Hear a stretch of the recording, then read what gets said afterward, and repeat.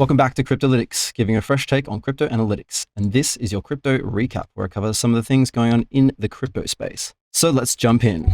Okay, so let's get started. This is the Solana ecosystem recap video. So let's start off with Solana's recent price action. We've seen a massive move up off the lows in recent times. So I actually already posted my buy down here for Bonksol, and I also bought some around here as well. And I've posted those charts on X, so you can check that out. But we went up 60% off that level there. So that was a horizontal support. That was our inverse head and shoulders head. So we got a shoulder, head, shoulder, and then boom, up to the upside. And we've kind of got a bit of a rejection from what looks like a trend line here if you connect these 2 points, potentially. Or you could say it's a horizontal level here. So we've got a lot of support and resistance around this level here. So, I mean, you could put it here, I would say, if you wanted to do a horizontal line. You could probably put it like here, because you could see a lot of wicks past there. It held support and went off it. You know, failed to hold above this, rejected, went back down. You know, this is probably overall a solid line, you could say. So, you know, there's potential for rejection. Also, some of the people who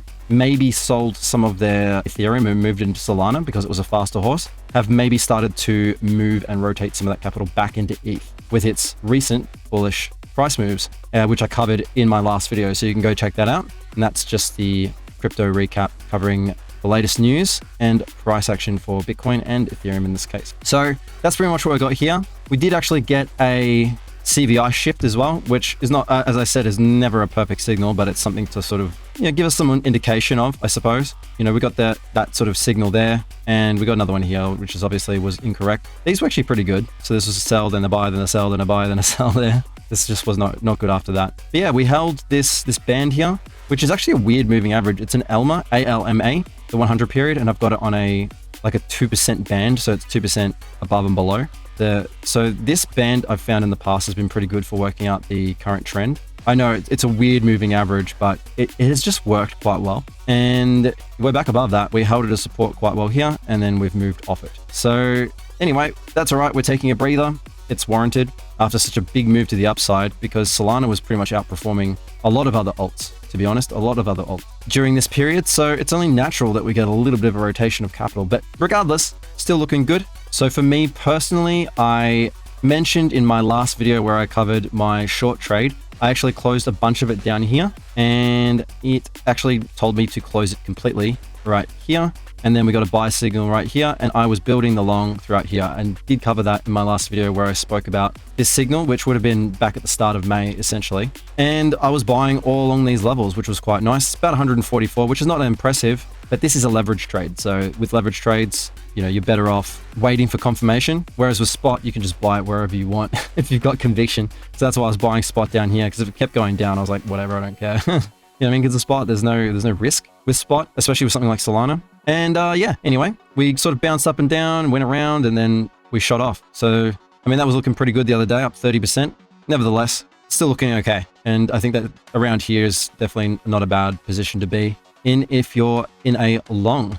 I actually added to my long when the drift came in, the drift drop came in. So my long actually moved up a little bit more because I put my drift token back into drift and use it as collateral. So then I could start to open up larger trades, because I don't like to put my leverage over like 5x, and I was getting a little close. So I was like, yeah, I'm not going to add to my positions. When I put the drift in there, I was like, cool, I can add to my positions. So when the drift launch happened on the 17th around here, 169, I added to that position. And yeah, so that's still up, what, about 10% anyway. So anyway, I did a play-by-play on my X. As you can see here, I was like, looks like Sol's rejecting from the resistance. That was at 170. That was my previous level where I was like, yeah, we'll probably get rejected from there. And you know, we ended up going past there anyway, right? So there's our break past. Inverse head and shoulders across the board. That's on Bitcoin and a lot of alts. And you know, I think that if we can hold above here, easily we can go to the $200 level, which is I think would be a psychological resistance. And then clearing above 200, you know, moves to all-time high at 260 are feasible.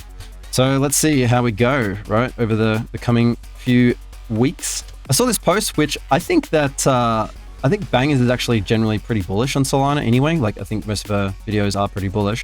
But so I think she was just joking here, saying that Solana's pumping, but honestly, it's not sustainable in the long run. Transaction fees of $0.001 means no revenue for the company behind it. Wouldn't be surprised if it eventually collapses. Simple economics, you can't run a company without revenue. And I think this was literally just a troll post, but it made me have a look at Artemis. I was like, well, approximately $600,000 a day at the moment in revenue, which is crazy. Look at this. So this is revenue. Look at that, $2.4 million a day back in March. That was like peak euphoria. Look, that's the price. That's the all-time high, or the cycle high, I should say, for Solana. So you could see a lot of transactions taking place on chain around then. But even still now, like, and even during this sort of, not bearish phase, but the consolidation phase right here, look at this. It's like still about $600,000 in daily revenue, which is a lot. And even last year, okay, even last year, before we got this massive move to the upside and price was at like $90, that's still like $300,000 revenue a day, roughly. I mean, that's a lot. So Solana is definitely sustainable. There's no doubt about that. And with the more adoption we get, the more this will be, right? Because you get a lot more on-chain transactions and all that sort of stuff. So even though the transaction fees are super cheap, it's the sheer volume that makes it a sustainable product. Anyway, let's cover some of the protocols. So we've got Jupiter Exchange has raised $80 million in fees through its Perps trading platform. Pretty impressive. That's pretty impressive. So 70% of those fees generated go to the JLP pool, which is the up-only token, if you will. So again, the JLP pool, got even Taiki talking about, and it's kind of an up-only token, right? So it's like USDC or US dollar value, essentially, with the yield from that LP baked into the price. So that's what I mean by rebase. It means that the yield is baked into the actual price itself. Look, it's just up only, right? So it's pretty cool. And I've got a good chunk of my stables in there. Whatever I've got is in there and in Lulo for the most part. This is pretty funny. Since most people lose money on Perps, JLP holders stay winning. Unfortunately, that is the truth about it. And personally, I've got my JLP in Mango Boost, so Mango Markets. And I mentioned that in my switchboard when I was talking about the switchboard orbs and for their airdrop. That's potentially part of it because Mango use switchboard as their price oracle. But I've got mine in Mango Boost, so it's even higher APY. And Summon Camino earning the Season 2 points for hopefully their Season 2 airdrop, which is boosted by staking the KMNO token. So that's what I'm doing with my JLP. It's not just sitting there, it's also earning extra yield from all these other things as well. So yeah, Jupiter's earning a lot just from doing that. Anyone who has their assets in the JLP, earning pretty decent yield on it, that's for sure. I think it's at like 120% APY or something at the moment. Anyway, so let's check out some TPS stuff. So transactions per second. So Solana, CoinGecko did some research and made a chart using June Analytics and CoinGecko research. So there's a source down the bottom here. And Solana reigns supreme. So it's recorded the highest real TPS, transactions per second, across all chains. And Sui's been able to really recently test this as well with that spam token, right? That was able to really test Sui's potential performance. So Sui's the second from top, with Binance Smart Chain coming in third place. So Solana's still on top, even though we've got, there's quite a few other contenders. And what really surprised me is that we've got some of the ETH L2s putting in lower performance figures than Ethereum itself. So we've got Optimism and Blast sitting below, and also ZK Link Nova sitting below Ethereum itself, which is really not ideal. How's that a scaling solution, right? So Arbitrum is probably the best L2 from what I can see here. Other EVM chains also sitting above it as well. But anyway, I just thought that was interesting. This is May 15th, so this is kind of old news by now. But anyway, Solana's still sitting at the top with regards to blockchain, finality, and speed. Saw this post by Mert, and I thought it was kind of interesting. It made me think about how I got to Solana, and how did you get to Solana? Let me know in the comments below. He was working at Coinbase, actually, mostly working on EVM, playing around with different protocols on the weekends, started building things on Solana for fun. I mean, he's a proper dev. Apparently at one point, over half of the sales and listing bots on Solana were random bots that he built. So that's pretty funny. There were zero analytics apps, no SolScan, no, I don't know what Shmello Moon is. I've never heard of that. No Dune Analytics, nothing. So he built local indexes and scripts to analyze data because he was annoyed at NFT influencers for making up random numbers. That's pretty funny.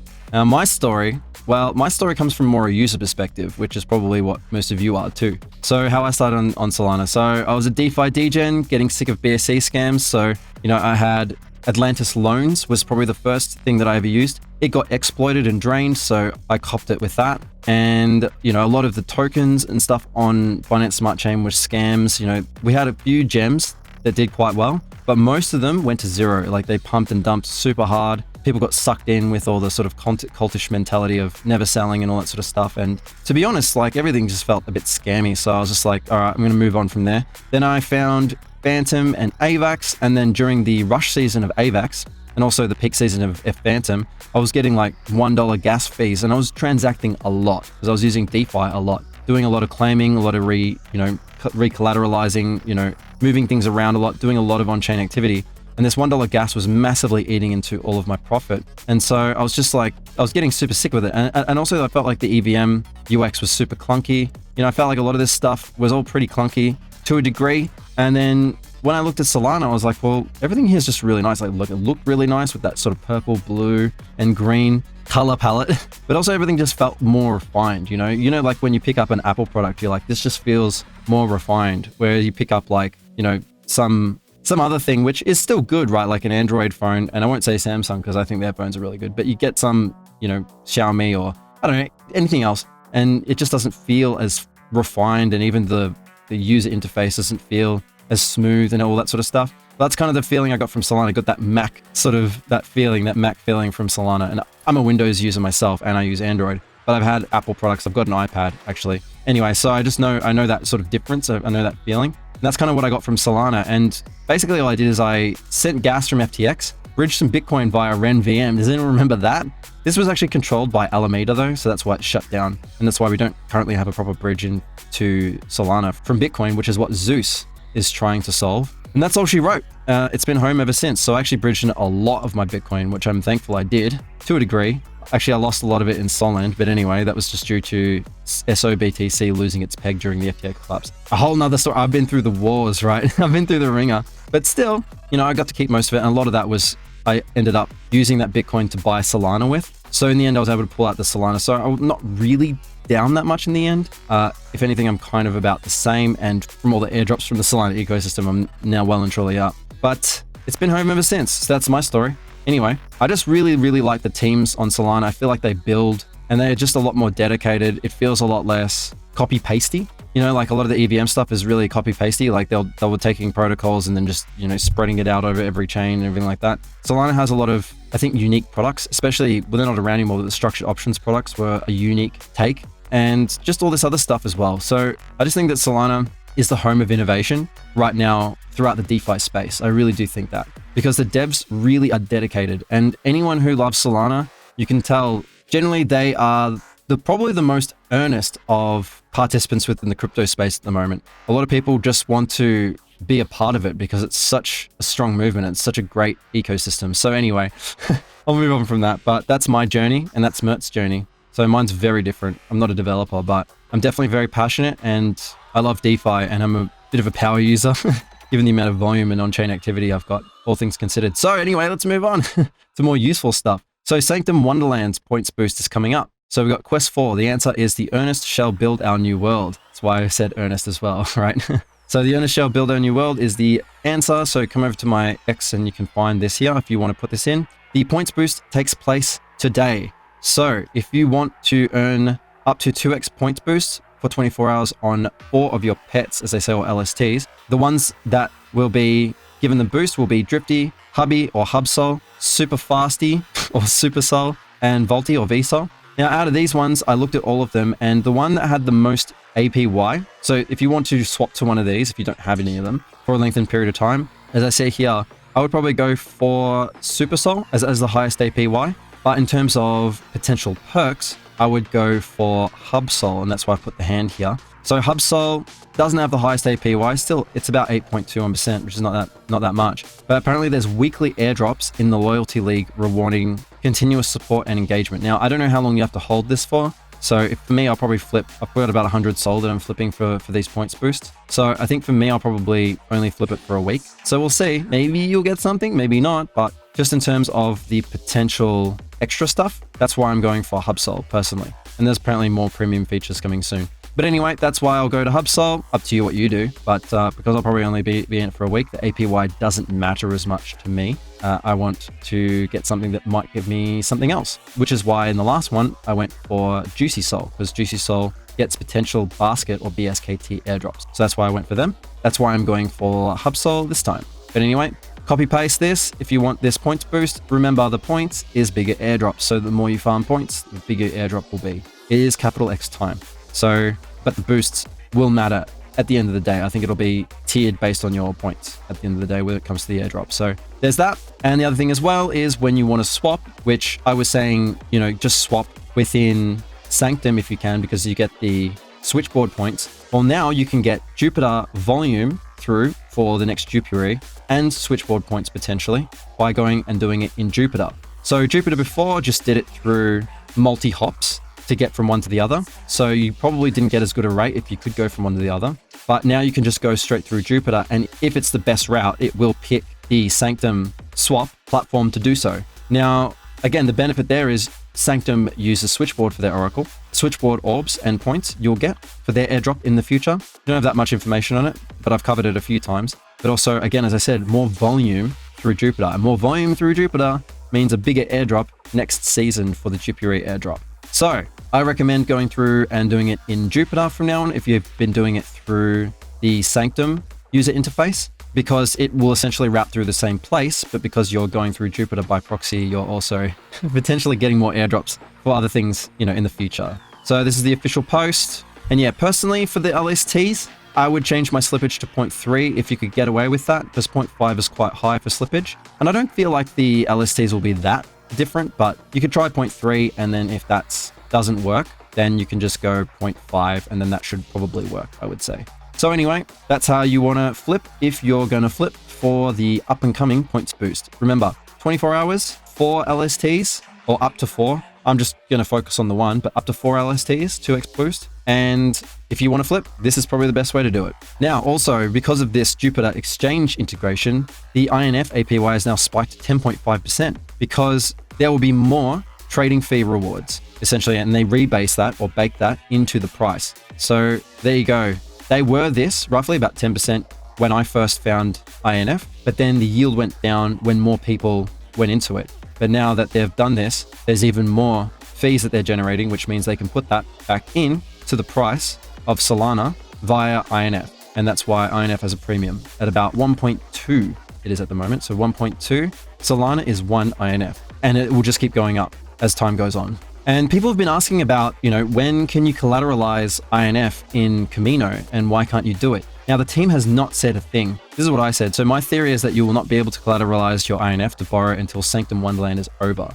I feel that they don't want people gaming the market, levering up their LST holdings to aggro whale farm the airdrop. They won't say it, but it makes sense to me. Essentially, that is one thing, you know, you could just over leverage your farming, which then takes even more airdrop potential away from the little guys. So it's just like, I think this is smart, because otherwise whales will just come in and then, you know, they'll just put, you know, go in Camino, collateralize, borrow, Judo Sol or something like that, swap it to INF and just have like an insane amount, like 1.5 times the Sol LSTs that they, you know, actually can afford. So this is, I think, one thing that might be happening. So obviously for me, this kind of sucks because I wouldn't necessarily do that, although, you know, why not? I suppose if you could. But I wouldn't necessarily do this. I would use it to borrow stables and sort of buy more Sol because it's been going up, obviously. But anyway, it's fine. It's fine. I think this keeps things fair. And again, as I said, they won't say it, but I think this makes a lot of sense. So I think after Wonderland is finished, they will probably enable collateralization for INF and any other LSTs they decide to allow to be collateralized in something like Camino, for example. Okay, let's get into more information about the Drift airdrop. Now, I did cover this extensively in my last video or two, and as I said here, the Drift Jeets will cope. So the lows were the 6-hour mark for the max claim period, and we've pushed off 42% from there. Now, actually, we've gone up a lot higher than that. So I used mine to long Sol, as I mentioned before. I created a new Bitcoin long, which was that one using the parabolic side, which I showed in my last video. I opened up a SOI long. I added to my Link long, which I already had open. And as I showed in my last video, I added to my ETH long. So it's already working for me. So this Drift now has actually made me a bunch of money from using it as collateral to trade against. Now, again, like you have to kind of know how to trade, right? In order to do this safely, because you can also get wrecked as well. But, you know, all of my signals were flashing bullish, and we have gone up since then. So I guess at least I was accurate at this point. But anyway, more than 15 million of the drift was actually deposited in the protocol. So 80% of the airdrop was claimed at the point of this post, which was a few days ago now. But most people actually just claimed it and put it straight back into drift to trade against because it's collateralized and you can use it to trade against. And what are the most of the people that use drift? Traders. And I think most of the airdrop farmers sold their airdrop immediately, which are the Jeets, right? And if, like myself, you deposit your drift in drift, you're part of the 30%. So again, this was on the 18th of May, so a while ago now, a few days ago now. Maybe it's more now, who knows?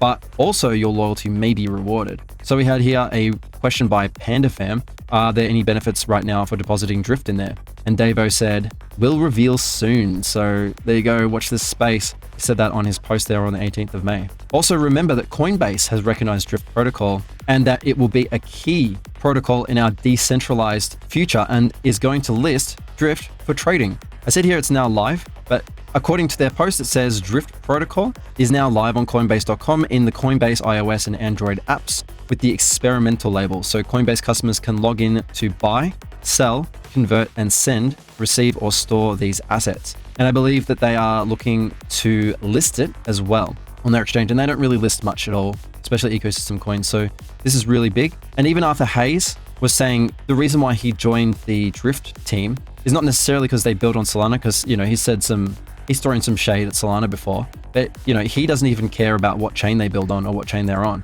He just said that they are a great exchange and one of the best he's ever seen. And this is, you know, Mr. BitMEX, right? So, you know, he's super bullish on it. We've got Coinbase looking, and they do have in their roadmap to list it, which I did see news on. They do have in their roadmap to list it officially on Coinbase, but also, yeah, you can train it here within the experimental label. So anyway, very, very cool. And I think maybe one of the reasons why we've seen such crazy bullish price action. Look at this. This is the drift price right now. It's actually gone up even more since I last looked at it. So the lows, this is when the 6 hour period finished, right? So the 6 hour period started somewhere in here, somewhere in this candle here. If we go to the 1 hour chart, it's probably make it a little bit easier to see. So the claim went live and bots pushed it down. They pushed it down about 44% roughly. So this candle here, we can just ignore, I would say. So they pushed it down about 44%, and also people who just claim and sell pushed it about 44%. Now these people lost out on half of their claim for starters because they sold immediately. People that claimed about halfway through would have got 1.5 times their claim because, as I said in the last video, it was a linear claim period. So the longer you waited, the more tokens you were able to claim. And then the actual bottom was literally the end of that 6 hour period. And what have we done since then? Well, we've gone up 155% since that point. So essentially what you're getting now is people that actually are here for the token and they want it. That's it. They just want it, which has basically made my airdrop worth about 13 grand at the moment, which is absolutely insane. So another one, this has basically gone up to a similar valuation to my, obviously it's not as much as my dupe or Jito allocations, but you know, it's probably one of the biggest ones so far for me in the Solana ecosystem. So I love Drift. And to be honest, like, you know, any money that I've lost over the years, you know, trading this on Drift, which I think I'm up overall, I would say, on trading Drift, especially since the start or about midway through last year, because I got chopped around a little bit, you know, at the start of last year. But ever since about midway through last year, I've been mostly profitable. But if I wasn't, then right now I would be, is all I'm going to say, I suppose. But anyway, so it's really, really nice to see that, I suppose, maybe people front running the Coinbase news, maybe people see the potential in this, and yeah, people are just buying it. So there you go. Okay, let's move on. So it's interesting to see that the May 20th PYTH Unlock, so that's a token for the PYTH Oracle token unlock, which was considered as a super bearish event, actually was the bottom and caused a 28% spike in price up. So the PYTH chart looked terrible. It looked like an upside down V, essentially, if you have a look. I have it here. So I didn't actually sell any. This is just a strategy that I formed for buying it back at a safe place, because I was considering buying some back here, but I was like, maybe I'll wait for something to give me a sign. And I didn't, thankfully. But also the unlock, I was like, I'm not going to buy any there because I wanted at least 5,000 for the potential Monad airdrop, which I think is about 5,000 you need staked in order to be eligible for that. It did get, you know, see a 222% run up from the entry there, which is pretty crazy. Nevertheless, you know, if I did sell it, I would have saved, you know, $1,374 by selling it, but I have it staked, so I did not sell it. But anyway, this looks pretty bad. It's just up and right down, right? It looks like an upside down V. Now, this is the unlock on the 20th, right? and it's surged up about 25% off that level. So as I said here, I'm seeing that holding at least 5k of tokens could be amongst the eligibility criteria for a Monad airdrop. And also Wormhole is the other one as well that I mentioned. So for me, I actually bought these levels to get to that level. So I had 40.64, which was the 40.49 from my airdrop, plus some that I got from Solana. Solana had a very aggressive PYTH rewards program if you put it straight in there. And so I was able to get an additional few tokens from that. Staking was live before that, but I put it in there after that reward period was done, as soon as all the yield was gone from there. And then I put that straight in there. And also got a little bit of PYTH from Francium protocol from putting some meme coins in there, which I mentioned in previous videos. I think that's all done now too. So essentially I was like, well, that's all the free PYTH I'm going to get, I guess. So I bought the rest. So now I've got 5,000. I bought around these levels after the drop. So you can see right at the lows here, this massive spike in volume. Now that is a volume breakout. That's what that's known as. It's known as a volume breakout. So when you get to a low level and you see a big level, and this is a bullish engulfing candle, but you know, it didn't go that far. But if you see a big volume spike like this is potentially considered as a bullish, or essentially it's considered as a bullish sign. So we didn't really get any volume like that. You know, the last time we did was actually at the top. So maybe that wasn't the best. If you've already been going up this much, then that's obviously not ideal, but this is a volume breakout. This is the highest amount of volume we've seen, because what's happened is the unlock was done and everyone was like, all right, cool, it's time to get back in. Now the unlock's done, right?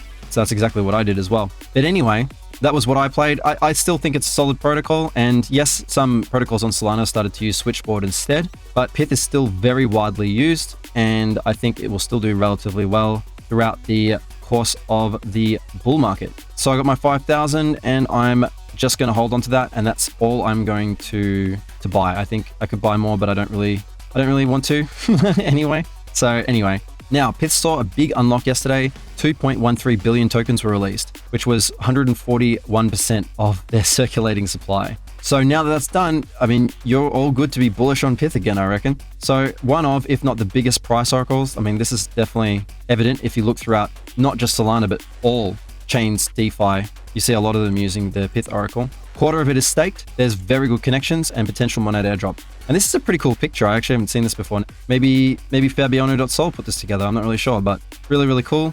I mean, you pause the video if you want to read all this, but you can just see just how many connections there are, like 500 plus assets on 55 plus blockchains, $170 million worth of airdrop. So definitely one of the biggest. And PYTH and Monad have a really strong bond throughout the Purple ecosystem. And the co-founder of Monad is also a maintainer of PYTH. So we can expect an airdrop potentially, right? Potentially. And the unlocks are after 6, 18, 30, and 24 months. So the next one, I guess, if this is the 6-month unlock, is in another 12 months, I guess you could say, which is a year away. That's fine. I think now it's good.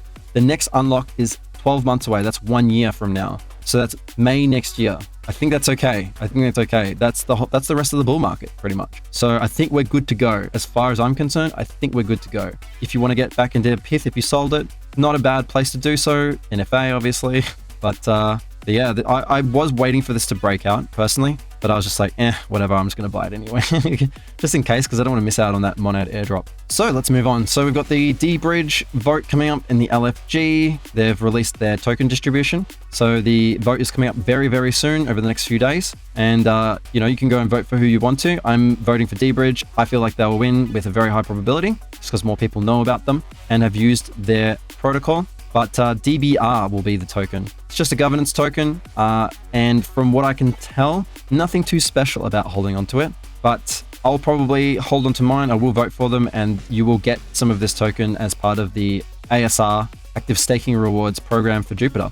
But anyway, here are the tokenomics. So 20% is going to the community and the launch. And then the rest is, you know, validators, strategic partners, ecosystem, etc., etc. So this will be like rewards for maybe using it throughout various ecosystems. As in, you know, say you supply it to a money market and maybe you get emissions from that. So that's what this 26% is, and so on and so forth. So that's coming up very soon. As soon as they potentially win the LFG, this will probably launch on the Jupiter launchpad. Also, we've got Whales Market, which is the pre-trading for points and for airdrops, launching their own launchpad. So a launch platform. So safely launch tokens with gamified liquidity bootstrapping capabilities in just a few seconds. So create your meme, buy and sell eggshells, whatever that means, TGE on DEX. So essentially this is a kind of, I would say, Memecoin launchpad. So that maybe they're doing their own like kind of mini pump.fun or something like that. So anyway, if you wanted to make a token and launch it, then this might be a place where you could do it.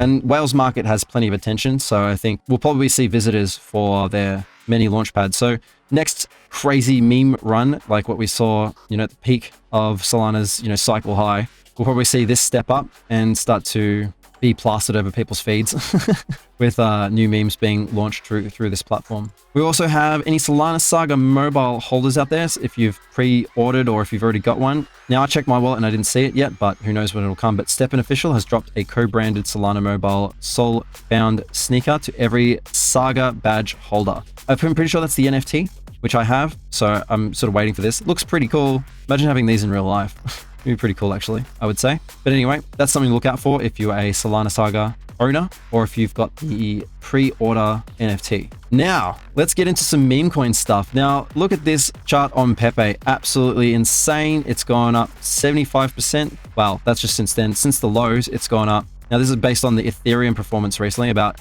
142%. But what's been even more crazy? 180% off the lows from Bonk. Bonk is in, and it's going up with sort of, well, at least the sentiment in it's pretty strong at the moment, along with Pepe and some of the other memes as well. Obviously, Pepe's running hard because Ethereum's running hard as well, so it's running with the ETH. But yeah, so we've got a nice position here on Bonk. Bonk's doing really well. I don't know what it's up now, but it was about 28%. Yeah, Bonk's doing pretty well. It's Bonk's day today, right? Is anyone else long Bonk? Let me know in the comments below. At least, there's only Drift. There's probably other centralized exchanges you can long Bonk on as well, but I use Drift for pretty much all my perps trading these days. But yeah, that's basically my entry on Bonk. I just got a signal and I took it on the daily. So that's what this post was, just like, hey, look, Bonk's doing well. And you can see I'm not really using much leverage at all. Look at this, 0.74. So there you go. This is how much of a degen I am. I'm not even using leverage on it. I think it's up to 5x leverage on Drift, but Bonk's been doing pretty well, as you can see. Also, just for full transparency, and I did post this, I actually fat-fingered my MICHI position. So at 0.6, I fat-fingered my MICHI position, as I said here. It's just a little bit below that, actually. But the reason why I had that is Jupiter, I had a limit order for 2,000% from my entry. So I mentioned my entry was back here at about 0.22. So double that, multiplied by 100, I guess, or you just say 200 multiplied by 200. This is probably the smarter way to say it, but that's where my limit order was. So around that area, it's sold. And I didn't realize it was going to do that because when I bought MICHI, I didn't realize just how much traction it was going to get. And I said here, I'm coming back because I set that before I saw all the traction. And the fact is, like, MICHI is infinitely memeable. It's cute, strong community, and it's an easy pick from all the Catcoin lists. So I turned on a DCA for it to put my initial investment back in. Now, I got asked, like, why do I trust MICHI so much? Now, MICHI's actually gone down a bit since then. So why do I trust it? Well, to be honest, I got to be honest, this is full transparency. I'm just adding back my initial investment at this point, and I'm waiting to see how it performs with the up-and-coming bullishness, because my plan is to scale in if we get to a lengthened drawdown period with the rest of the market, while the rest of the market has woken up. Because the thesis at the moment is that it's only probably the tier 1 memes that will run right now. So I think a lot of the other memes will probably take a bit of a backseat, which I did cover in my last video. But if we have a look since that sort of top there, it did come down to like 28 cents. So it's come down like 100% roughly from my sell position. So it was my sell orders. And then I bought back around here. I think my average entry is like 36 cents or thereabouts, according to CoinMarketCap. That's my portfolio management tool anyway. And yeah, so it's probably just under my entry for that. But yeah, I just put my initial investment back in because I feel like if we do, do this and continue with this, which can happen, like MANEKI did, I would rather wait for a breakout to get back in, because if it just keeps going down, who knows where it'll go, right? It just keeps going down to like even just say like these levels, like the 25 cents level, which it already did. I guess it already did. But if it comes back even further, which I doubt, but who knows? You never know with meme coins. Down to like, these levels, I'd rather wait for a breakout before adding back properly. Now, MICHI's made me a lot. It's actually made me a lot. I owe it a lot, so I don't want to be this guy that's just selling and walking away from it. I'm here for it. So I'm coming back, don't worry. But this MICHI actually helped me buy more PYTH, more Sol, and other things as well. So anyway, I've definitely distributed the earnings from this, but I do plan on getting in a little bit more. And we don't know if it's going to enter like that MANEKI sort of period that happened, right? Because MANEKI is still still trying, right? It's still trying. It's forming a base here. There's no doubt about that. But yeah, this is what we had on MANEKI. So we had, you know, this big run up, then we had this lengthened drawdown period, and then we had a breakout. So this is where I had my buy orders. You could see I showed it in my last video anyway. I can't show you in real time here because Phantom Wallet is not set up. As you can see here on this computer, I had to reinstall it. And anyway, that's fine. I don't mind. And that's where my buy orders were, and it's come up, you know, about 203% since then. But it did come back down a little bit, right? It did come back down a little bit. But these guys are pushing. The team is really pushing hard and doing a lot, right? They're working really hard for just a meme coin. So, you know, I'm here for it. Looks like this is creating a base. You know, this level seems pretty significant. If we have a look here, you know, we've got supports there as well. So we're forming a base here at the moment. So we'll have to see if it holds this base. And then, you know, this is the sort of next springboard off to get to the next level. But yeah, a lot of mine was an airdrop. And then I added a little bit more up here, I believe. And then I had another buy order, I think here. And then I left it. And then I turned the DCA on here, which bought this whole sort of cup, if you will. Now, if this is a cup and handle, right? This is your cup here. This is your handle. If this comes back up here, then boom, I think we'll probably start to push to the upside. So we'll have to see what happens with that. Is a meme coin, so we have no idea if it'll do it or not. And this is where I said on the 17th of May, is like, is MANEKI about to send? Because look at this, formed a base. That's a perfect base, right? Just look for this stuff when you're looking at meme coins, where it comes down for a lengthened drawdown period and then just starts going sideways for like a few days. That's 10, 11, 12, 13, 14, that's 16 days of sideways where it didn't form any new lows and it started actually making new higher lows. And then we did this, 150% off. And then you saw the rest before, right? So there you go. Now, I've been seeing NUB a lot. So I've posted a few times about cat coins and I keep getting NUB on my post. So I've decided to buy a little bit of it. Now, I think I'm down on my initial buy because I think it's like probably still really early for it. But yeah, it's called NUB Cat. Yeah, it's down a lot today. When did I buy it? I believe yesterday. So probably around here. It's not down that much, I guess. But anyway, so I did buy this. It looks like it's come down a lot for something with a decent amount of traction. It actually got up pretty high. So let's look at the market cap because that makes a lot more sense to me than arbitrary prices. Because essentially, that's all you really want to look at, the market cap, because that's the thing that makes sense with meme coins. Market cap right now is 33 million. So I think I bought it at 39 million. Yep, 39 million is where I bought it at. So that's my entry there. So I'm down a little bit, you know, whatever, 13%, big whoop. I bought a little bit of it with MICHI, MICHI money. So one cat to another. And yeah, so I mean, it did go up a fair bit. It went up to $200 million market cap. Whoa, 10,000%. Is that 100,000%? Okay. Whoever minted this made a lot. Anyway, so that's 1,000 from something a bit more feasible. Anyway, and you know, cats to $1 billion. That's the goal, right? So I don't know. My goal is probably another 2,000%, which is what I did with Guac. I'll show you the Guac chart in a second, what I did. But you know, from here, that's $700 million market cap. Very easy to achieve, I think. Very easy to achieve. So I think I'll probably just do that with this one as well. I only put $200 into it, so that's like a $4,000 profit. Whatever, you know, I think that's kind of nice. I'm not here for like crazy moon stuff because you know, meme coins is just fun for me because most of my money I get from trading and airdrops apparently and other things. So yeah, so meme coins is just a bit of fun for me. And yeah, I'm in NUB now. There you go. My latest edition. Oh, and the Guac chart. So this is just a reply to Narlequin talking about Guac and Samo bleeding back into bonk. Fair enough. But I don't know. But I love Guac. It's probably the only meme coin that I've played really well this cycle. I think some I've done right and some not so right. You know, that's just how these things go. I've definitely bought a few that have gone to zero with very small capital. But then so these wins have completely, you know, made those losses negligible and, you know, I don't care about them as a result. But yeah, I owe it a lot because it bought my desktop computer. Guac bought my bike, which is not a crappy bike. Like it's a very, very good bike. It's an electric bike. What I did, I randomly saw it and I bought it on day one. And I was just like, what is this thing? I don't know. And it went up like crazy. And I was like, whoa, it went up like 1200% or something like that. And I didn't take any profit on it. But what I did is I waited for it to, it bottomed out. I was like, yeah, whatever. And then I saw it breaking out again and I bought more as soon as it broke out. And then it went up like 2000%. And that was the end of the year. That was actually in like November or so. And that was 2000% essentially. And then I bought my initial investment back here. So this sold around here. And then I bought my initial investment back, which is what I did with MICHI, right? Initial investment.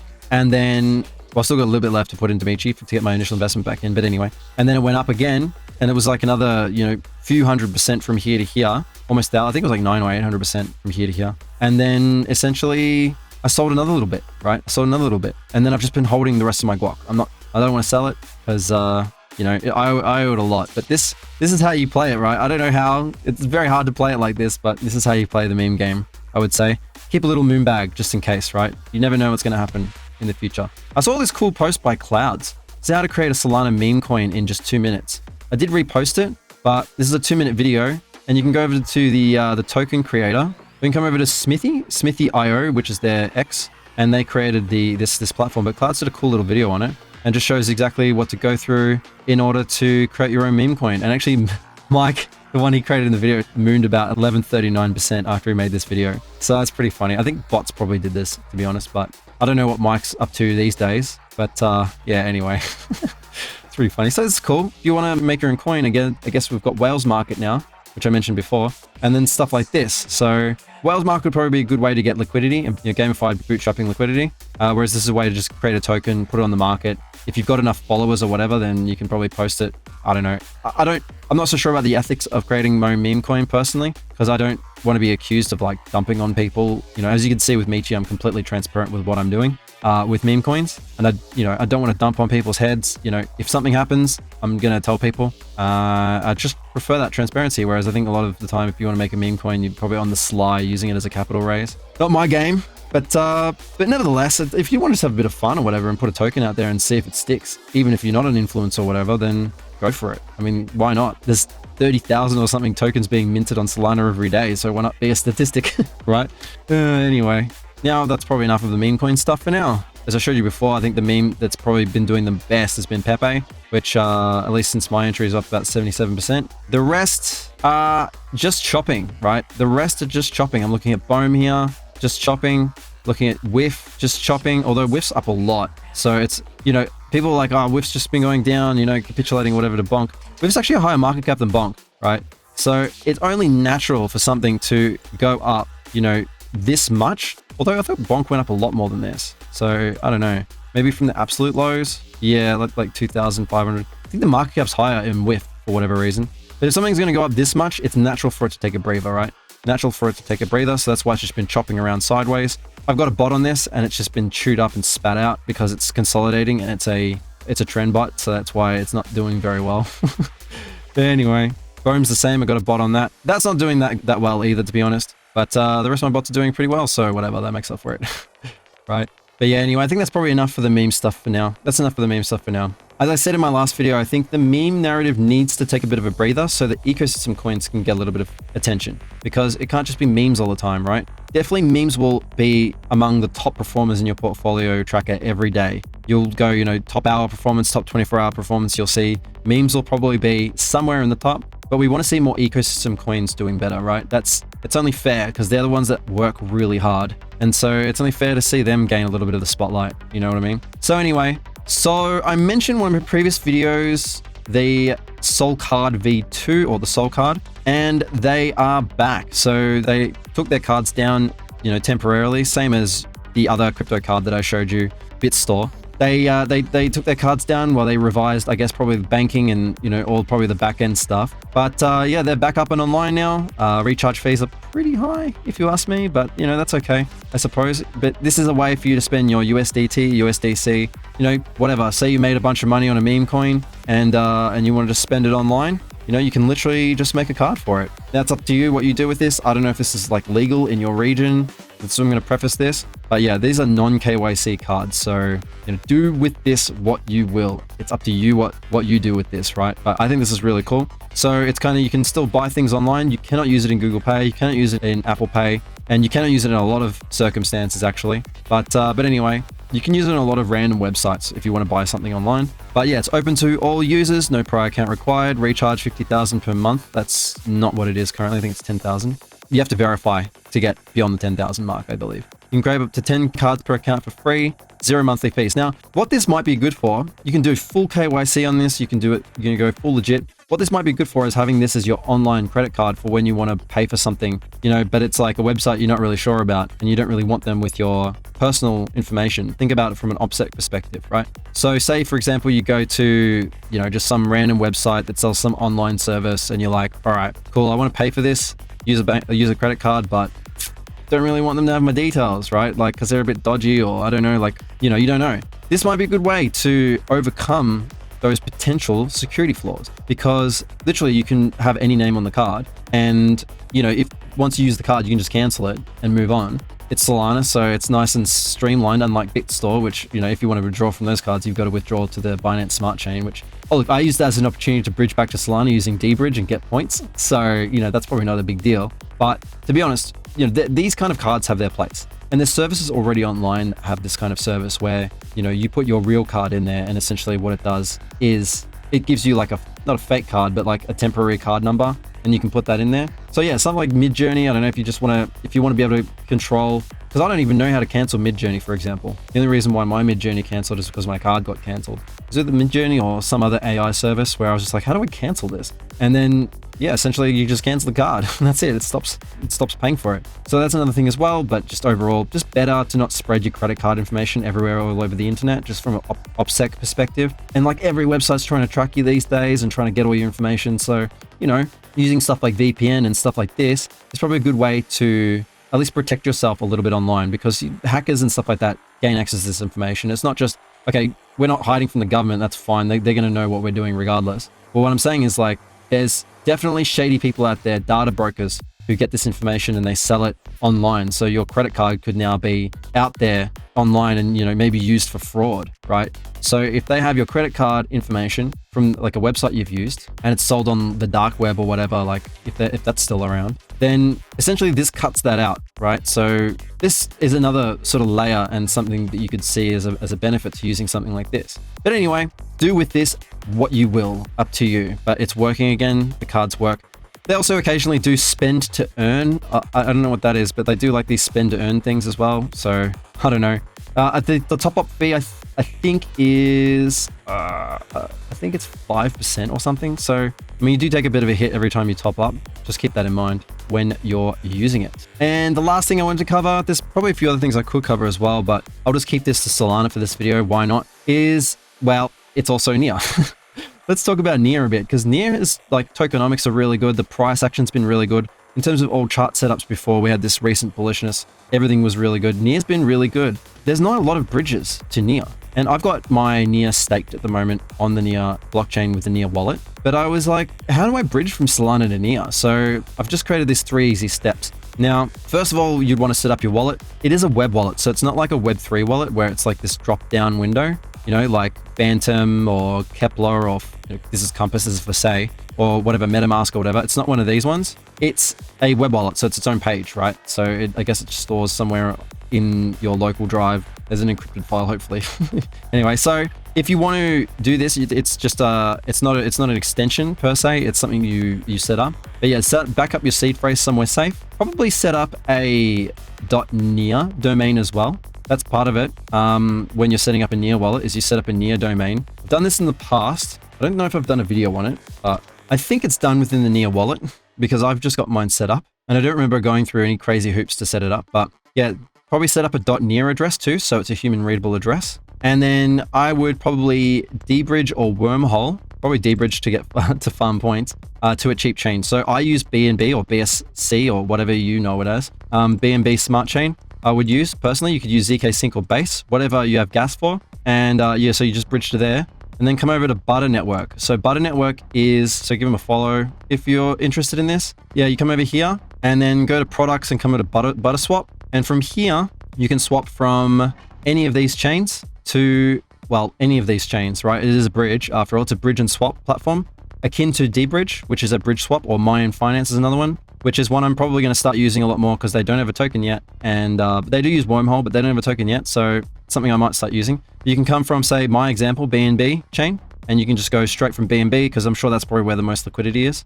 And then you can go to NEAR, just to native NEAR, for example. So for example, you go BNB chain, I couldn't find, so I actually have near on the BNB chain, and it's not coming up. It's just spinning around. But yeah, so you'd probably have to swap it first. But you got all this stuff to pick from as well, but you could just go straight from BNB. It's probably easier. And you just connect your wallet, your BNB wallet, or if you wanted, you know, ZK Sync or Base or whatever it is, connect that wallet. And you just go into your near wallet and grab your address, grab your near address. You could probably use the domain as well. And yeah, essentially we could go, it accepts the domain addresses. So, you know, there you go, Kryptolytix.near. I don't know why it doesn't come up here, but anyway, I think you have to connect your wallet first. And you can connect your near wallet as well from up top. So as you can see, it's not set up on this computer, so I can't do it in real time. But that's probably a better way to do it, is you just connect your address using this. And that way it just goes receiving address, or you could just pop it in manually. And then, yeah, find your